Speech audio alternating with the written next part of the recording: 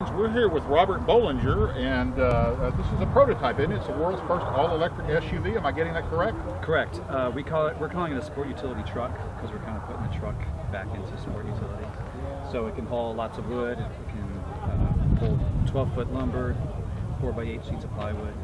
So we want to make it utilitarian, off-road. Just you can work hard with it or play hard with it. And so tell me a little bit about the powertrain. I mean, it's an electric powertrain.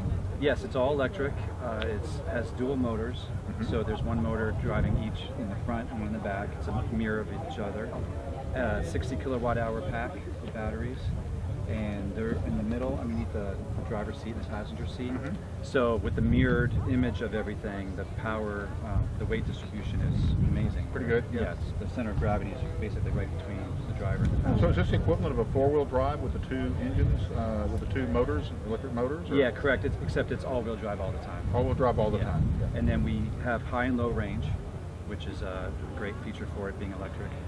And then you can also lock the diffs. You can disconnect the sway bar, so you can go crazy with it off-road, but it'll be also totally... And that brings up an interesting question. We were kind of talking about this amongst ourselves earlier about going off-road with an electric vehicle and the peak torque being available, you know, pretty much, I guess, right off idle or whatever. Right. How does that impact its ability to perform off-road? Is that an advantage or a disadvantage? No, it's a total advantage because the torque is instant. So if you're gripping and wanting to move, you don't have to get it. You don't have to. There's no delay. Right. It's instant. Yeah. So it's gripping right away with all of its power. So electric actually works really, really well for off-road. So this is a prototype vehicle, correct? Correct. And so is it ready for series production, or is it just a proof of concept, or kind of where are we at with it? Yeah, it's a proof of concept, and it's fully functional. So it's using a lot of the components that we are talking to the vendors using in the actual production version. But we need to take it.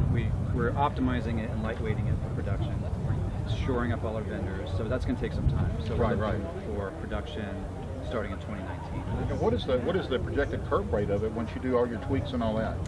Around 4,000 pounds. 4,000 pounds, so that's not too terrible. Yeah, and it's a Class 3 truck, so it's fully engineered to carry and be 10,001 pounds. So at 4,000 pounds itself, it can hold 6,000. And is it capable of doing any sort of towing? Yep, it can tow. So right now we're just using that. You know, it's 4,000 pounds. It can tow 6,000 pounds. Right. Probably in production we'll have it working at a tow. And so, is this sort of the concept? I mean, is this what the final production vehicle is going to look like, or do you think there are going to be changes to it? Or, I mean, I see a number of things here that definitely sort of prototype looking. Right. It's very attractive. But I'm just curious what changes you would make to go into series production. Well, we wanted to keep the body panels flat and chamfers and bends to them. It kind of almost has a classic Ford Bronco look, if you will. Right, that's one of my favorites.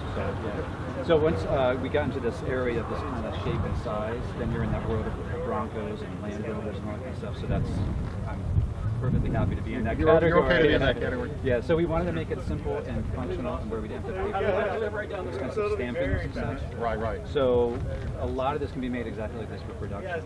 Things like the handmade fender flares and stuff like that for the prototype, we'll have to figure out exactly how to manufacture those. Stamp that. How do we make those? Section molded or whatever. But we're shooting for it to be very similar to flat glass. We take out the panels interchange a lot. And how about safety features that you expect to see in a production vehicle, like airbags and the 5-mile-an-hour bumpers and all that stuff? I mean, is the idea this is a road vehicle or strictly an off-road vehicle? No, we're classifying it to Class 3, so it will be fully legal by federal safety standards. The Class 3 does not require airbags. Gotcha. So we're following exactly what the federal government mandates for the class, and but we're going to have our own safety standards. We're going to be doing all the simulated crash testing, all that kind of stuff, to have our own list of what we wanted to accomplish and which standards to hit. And so, what is your sort of production target in terms of being, you know, a consumer being able to go buy one of these? We're looking for a limited production run in 2019. So over the next year and a half, or almost 2 years, at least towards the end of 2019, is to again engineer it for production, get our vendors in place, and then get it done. Cool. And so, what is your website if somebody wants to get more information? BollingerMotors.com. BollingerMotors.com.